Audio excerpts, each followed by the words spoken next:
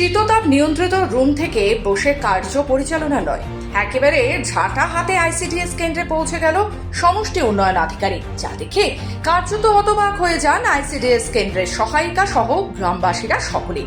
ঘটনা পশ্চিম মেদিনীপুর জেলার দাসপুর 2 নম্বর ব্লকের পলাশপাই গ্রাম পঞ্চায়েতের অন্তর্গত সুসংহত শিশু বিকাশ সেবা প্রকল্পে। সুসংহত শিশু বিকাশ সেবা প্রকল্পগুলোর পরিষ্কার পরিচ্ছন্ন রাখার জন্য দাসপুর 2 নম্বর সমষ্টি উন্নয়ন আধিকারিকের পক্ষ থেকে বিশেষ সপ্তাহ শুরু করা হয়েছে।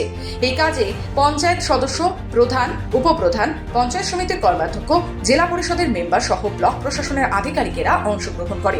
এদিন দাসপুর 2 নম্বর ব্লকের 286টি সুসংহত শিশু সেবা কেন্দ্র পরিষ্কার পরিচ্ছন্ন করা হয়।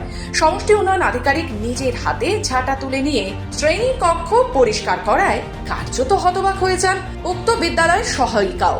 সমষ্টি উন্নয়ন আধিকারিক নিজের হাতে ঝাঁটা নিয়ে 6 থেকে 7টি আইসিডিএস সেন্টার পরিষ্কার পরিচ্ছন্নতার কাজে হাত লাগান। পাশাপাশি ছোট ছোট শিক্ষার্থীদের সঙ্গেও একসাথে মেঝেতে বসে তাদের সাথে পড়াশোনার ও খাবারের খোঁজ নেন। ব্লক প্রশাসন সূত্রে জানা গিয়েছে, এর পরবর্তীকালে প্রত্যেক মাসে একবার করে এই বিশেষ পরিষ্কার পরিচ্ছন্নতা সপ্তাহ পালন করা হবে।